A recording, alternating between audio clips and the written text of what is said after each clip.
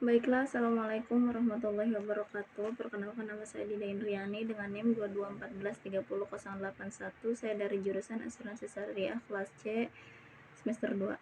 Di sini saya akan menyelesaikan tugas UAS mata kuliah Filsafat Umum. Adapun soal yang pertama adalah perbedaan sifat kebenaran ilmu, filsafat, dan agama. Adapun perbedaan antara kebenaran filsafat, ilmu, dan agama adalah: yang pertama, objek material lapangan filsafat itu bersifat universal umum, yaitu segala sesuatu menurut realita. Sedangkan objek material ilmu pengetahuan bersifat khusus dan empiris, artinya ilmu hanya terfokus pada disiplin bidang masing-masing secara kaku dan terkotak-kotak. Yang kedua, filsafat merupakan pengetahuan yang menonjolkan daya spekulasi, kritis, dan dalam pengawasan. Sedangkan ilmu perlu diadakan riset lewat pendekatan trial and error. Oleh karena itu, nilai ilmu terletak pada kegunaan pragmatis, sedangkan kegunaan filsafat timbul dari nilainya. Selanjutnya, filsafat memuat pertanyaan lebih jauh dan lebih mendalam berdasarkan pada pengalaman realitas sehari-hari, sedangkan ilmu bersifat diskursif, yaitu menguraikan secara logis yang dimulai dan tidak tahu menjadi tahu. Yang terakhir adalah filsafat mempelajari sesuatu sampai mendalam dan memberikan penjelasan sampai mendasar. Sedangkan ilmu menunjukkan sebab yang tidak begitu mendalam, yang lebih dekat, yang lebih sekunder. Kebenaran filsafat adalah kebenaran spekulatif, berupa dugaan yang tidak dapat dibuktikan secara empiris, riset, dan eksperimen, baik kebenaran ilmu maupun kebenaran filsafat. Filsafat berusaha mencari kebenaran dengan jalan menggunakan akal, pikiran, dan logika. Ilmu pengetahuan mencari kebenaran dengan menggunakan metode ilmiah melalui penelitian, sedangkan agama berusaha menjelaskan kebenaran melalui wahyu Tuhan. Adapun soal nomor 2 adalah hubungan antara ontologi, epistemologi, dan aksiologi dalam melandasi pengetahuan yang komprehensif.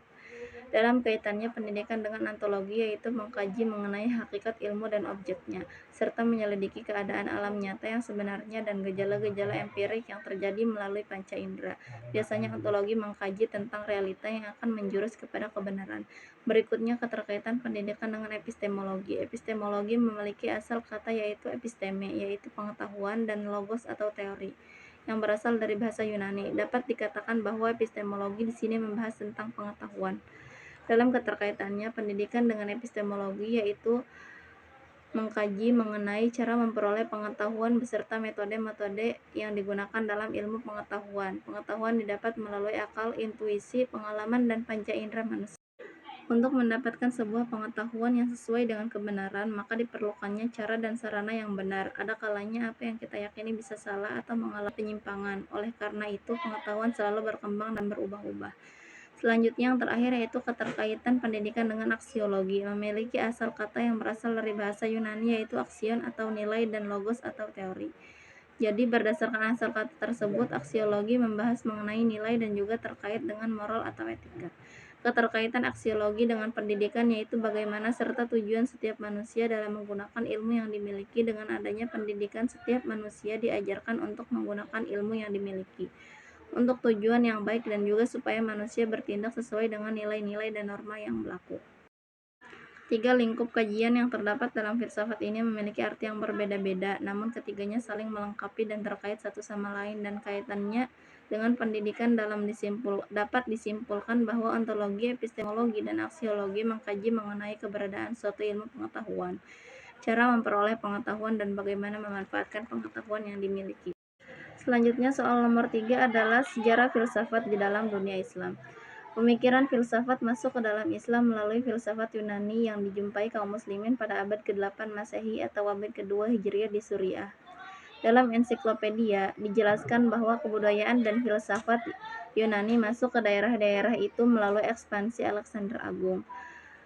Kelahiran ilmu filsafat Islam tidak terlepas dari adanya usaha penerjemahan naskah-naskah ilmu filsafat dan berbagai cabang ilmu pengetahuan ke dalam bahasa Arab yang telah dilakukan sejak masa klasik Islam.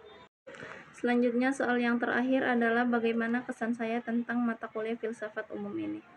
Menurut saya, mata kuliah ini sangat dibutuhkan untuk perguruan tinggi karena bertujuan agar mahasiswa dibimbing untuk mengetahui betapa luas dan dalamnya hakikat serta tanggung jawab pikiran dan pengetahuan manusia. Baiklah, mungkin cukup sekian dari saya, kurang dan lebihnya mohon maaf. Wassalamualaikum warahmatullahi wabarakatuh.